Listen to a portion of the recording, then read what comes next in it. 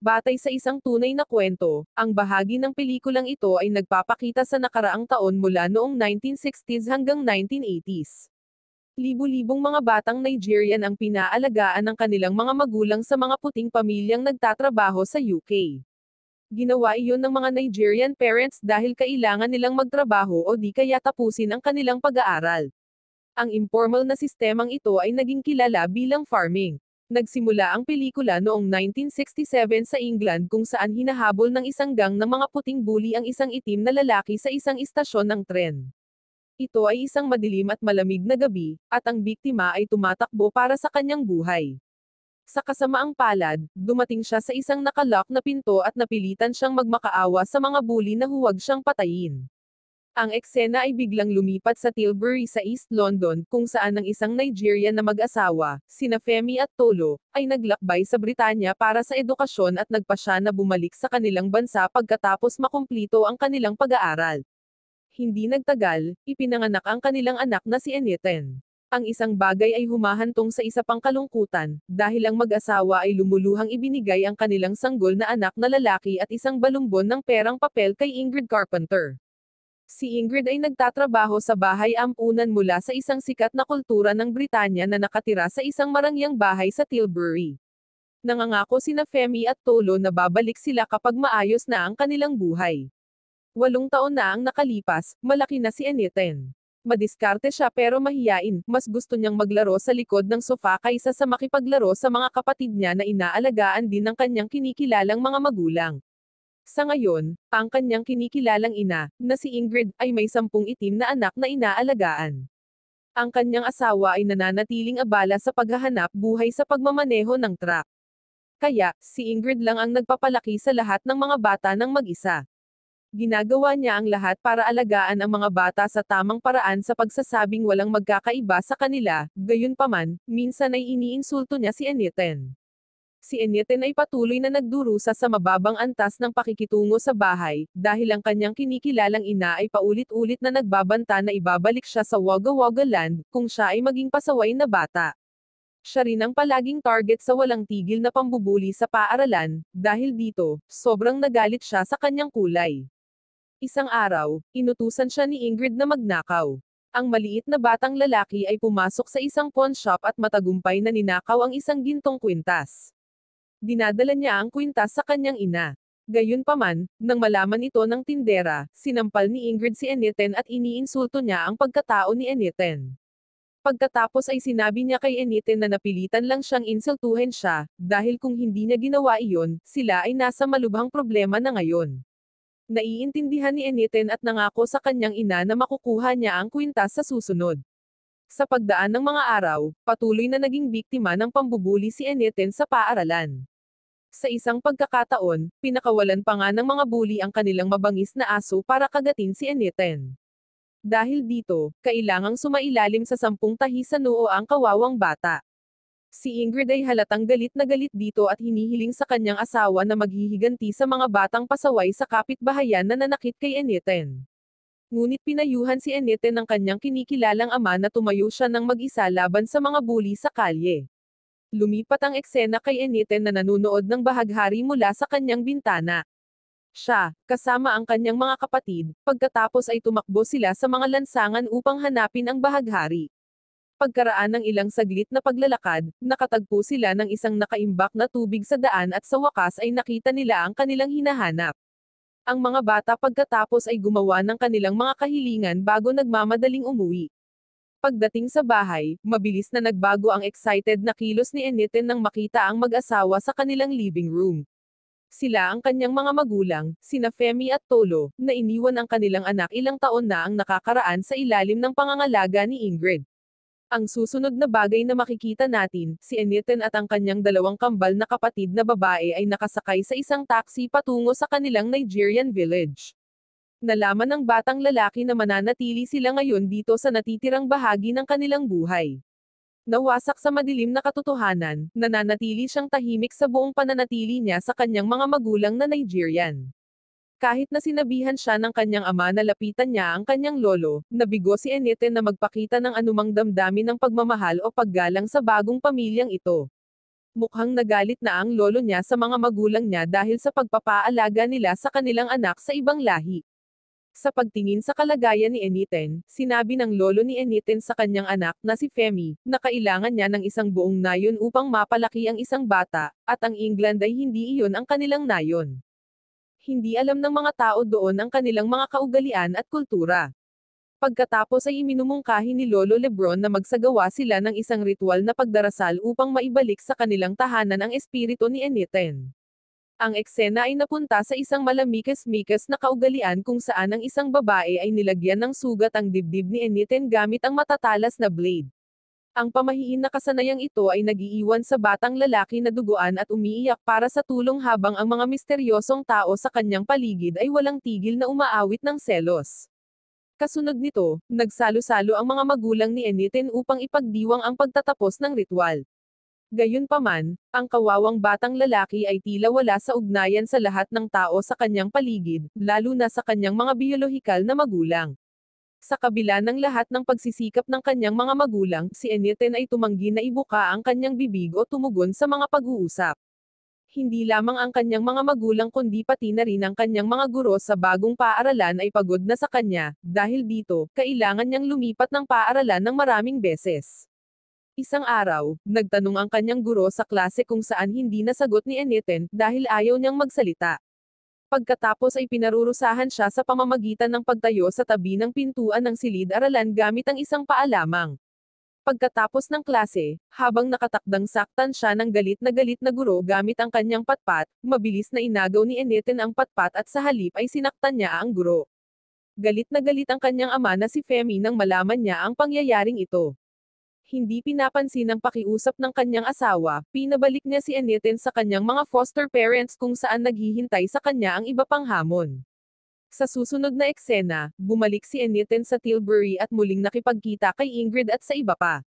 Kapag inaasar siya ni Ingrid, pumunta siya sa banyo at nagkulong.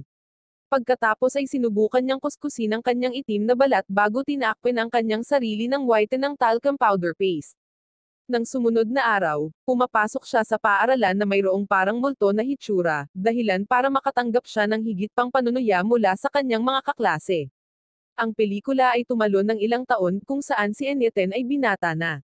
Wala pa rin siyang kaibigan maliban sa magiliw na pag-aalaga ng kanyang malasantong English teacher na si Miss Dapu. Sa isa sa kanyang mga klase, ang isang kaklase ay casual na nagbiro kay Eniten. Ang binatilyo, na dating payat na bata, ngayon ay isang matibay na binata na, at alam na niya kung paano tumayo laban sa kanyang mga bully. Ang mga sinabi ng kanyang mga kaklase ay nagdulot sa kanya ng galit na kung saan ay naganap ang away sa silid-aralan. Makalipas ang ilang sandali, dumating ang punong guro sa pinangyarihan at sinuspinde si Eniten dahil sa napakaraming problema na ginawa niya sa araw na iyon. Sa kabila nito, bumalik si Eniten sa paaralan sa susunod na araw ngunit hindi siya pumasok. Napansin siya ni Miss Dapo at pinapasok siya sa kanyang kotse para sa isang malalim na pag-uusap. Sinabi niya sa kanya na maaari niyang kausapin ang punong guro tungkol sa kanyang suspension, ngunit hindi tumugon si Eniten. Pagkatapos nito, tinanong siya ng guro kung ano ang kanyang pangarap noong siya ay bata pa.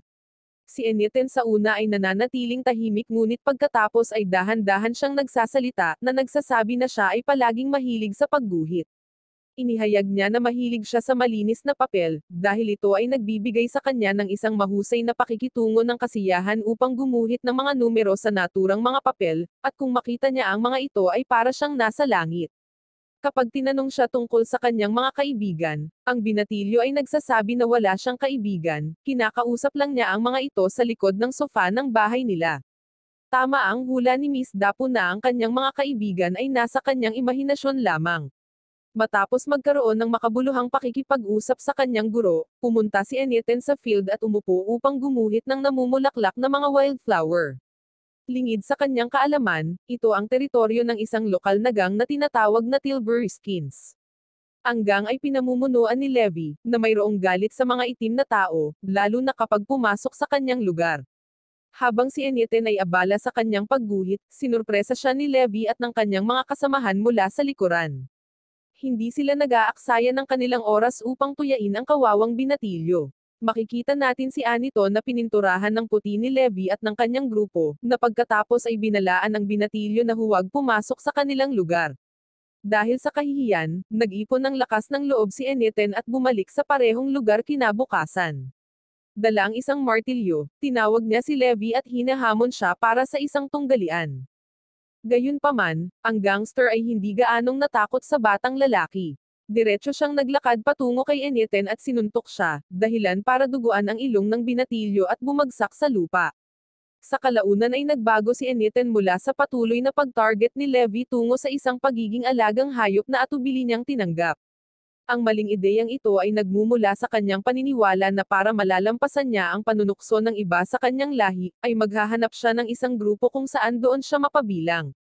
Kaya, binago ng 16 anyos na batang lalaki ang kanyang buhay sa pamamagitan ng pagsali sa skinheads. Una, pinanghihinaan siya ng loob, pinapahiya, at ginagamit nila siya bilang sandata. Gayunpaman, ang binatilyo ay nagiging mas matapang sa bawat sandali at nagsimulang igalang hanggang kapag siya ay gumawa ng matapang na hakbang upang magkatay ng baboy sa harap ng lahat. Kasunod nito, sumama ang binatilyo sa skinheads gang sa pagnanakaw sa isang post office. Inaatake din nila ang mga itim na tao, kabilang si Miss Dapo, at pati na rin ang pagsisimula ng pakikipaglaban sa iba pang lokal na mga gangster, na tinatawag na Grayskin. Hindi nagtagal ay gumanti ang mga gangster mula sa Grayskin sa pamamagitan ng pagpasok sa club party na madalas na pinupuntahan ni na Levi, Aniton, at ng iba pang miyembro ng skinhead. Ang dalawang magkaribal na gang ay napunta sa isang walang awa na labanan kung saan nagawa ni Aniton na sunugin ang isa sa mga kalaban na gangster. Kasunod nito, nakulong sa kulungan si Aniton, Levi, at ang kanyang mga kasamahan. Hindi nagtagal ay nalaman ni Ingrid ang sitwasyon at dumating siya sa istasyon. Bagamat nakalabas na si Aniton, hindi pa rin siya tumitigil sa karahasan. Di nagtagal, sumama siya kay Levi at sa kanyang mga kasamahan upang ipagpatuloy ang kanilang pakikipaglaban sa mga gangster ng Grayskin. Ang dalawang magkaribal na gang ay dumating sa field at naghahanda sa pagsingil. Gayunpaman, ang pinuno ng Grayskin ay gusto lamang nila si Aniton dahil sinunog niya ang kanilang kaibigan. Sa ilalim ng utos ni Levi, si Aniton ang namamahala at nag-iisang lumakad patungo sa mga kalaban na gang. Sa kasamaang palad, ang tuso na si Levi at ang kanyang mga kasamahan ay iniiwan si Aniton ng mag-isa sa laban. Dahil dito, nasaktan ng husto ang binatilyo at halos hindi na makalakad. Nabugbog ng husto, pinuntahan niya si Levi, na tinutuya lang siya sa pamamagitan ng pagsasalita ng mga panlalait sa lahi. Sa wakas ay nakita na ni Aniton ang tunay na kulay ng kanyang boss kaya sinaksak niya ito sa tiyan. Bilang resulta, nakulong na naman sa istasyon ang binatilyo. Sa kabutihang palad, ang kanyang mga biolohikal na magulang, na ngayon ay mga abogado, ay nagawang piyansahan siya. Gayunpaman, nang siya ay nakalaya na, si Aniton ay nagmamadaling pumunta sa kanyang lihim na hardin kung saan niya itinago ang alagang sawa ni Levi. Inangkin niya ang sawa matapos saksakin si Levi at kritikal na nasugatan ito. Nanlumo si Aniton nang makita niyang walang awa na pinatay ang alaga niyang sawa. Dahil wala nang mapupuntahan at walang tinitingala, sinubukan ng binatilyo na magpakamatay, ngunit mabuti na lang at dumating ang mga pulis sa tamang oras upang iligtas ang binata. Pagkalipas ng 6 na buwan, nagising si Aniton sa isang institusyong panlipunan kung saan pinananatili ang mga mag-aaral na tulad niya na nangangailangan ng karagdagang suporta. Nakita niya doon si Miss Dapo, na isa ring guro sa institusyong ito. Naaawa si Aniton sa oras na hinaras siya ni Levi at ng mga skinhead, kaya kalaunan ay nakipag-usap siya sa kanya at inilabas ang lahat ng kanyang emosyon. Samantala, matapos tingnan ang lumalalang kalagayan ni Aniton, nagpahayag ng pag-aalala ang kanyang foster parents sa kanyang biological parents. Dahil dito, ang mga biolohikal na magulang ni Aniton ay nagbabayad ng malaking halaga ng pera para sa kanilang anak upang alagaan ng maayos ang kanilang anak. Nag-aral din siya ng abogasya, isang kondisyong itinakda ng kanyang biolohikal na ama. Sa suporta ni Miss Dapo at mga social worker, bumuti ang kalusugan ni Aniton at nagsimula siyang magkaroon ng interes sa batas. Naging positibo ang kanyang buhay nang makamit niya ang mataas na marka sa kanyang mga pagsusulit na nagpapalakas ng kanyang kumpiyansa. Pagkalipas ng 3 taon, mula sa pagiging magulo na kabataan na may walang kwente na pananaw, na naging isang matagumpay na tao hanggang sa nakamit niya ang master's degree sa batas mula sa King's College London. Isang bagong kabanata ang nagbubukas ng matapos si Eniten sa kolehiyo at makatanggap ng pagkakataong ituloy ang karera sa pagguhit. Nagtatakda ito sa kanya sa isang landas ng tagumpay, lalo na pagkatapos niyang lumipat sa Los Angeles. Sa isang nakakagulat na twist, si Eniten, na pinangalan ng Akinoye Agbaje sa totoong buhay, ay lumipat mula sa kanyang mapaghamong nakaraan upang maging isang aktor at direktor. Sa pagtatapos ng pelikula, ipinahayag na muling nakipag-ugnayan si Akinoye Agbaje sa kanyang biolohikal na pamilya, bagamat ang pagpapatawad sa kanila ay napatunayang isang mahirap na pagpapasya. Sa kabilang banda, nakipagkasundo din siya sa kanyang mga foster parents na patuloy na nag-aalaga ng mga itim na bata sa kabila ng mga hamon. Nakahanap ng paraan si Akinoye Agbaje para makipagpayapaan sa kanyang nakaraan at ituloy ang isang matagumpay na karera sa industriya ng entertainment.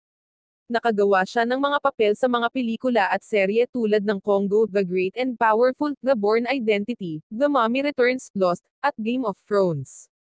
Wow naman! Doon nagtatapos ang pelikula mga idolo, salamat sa inyong panonood.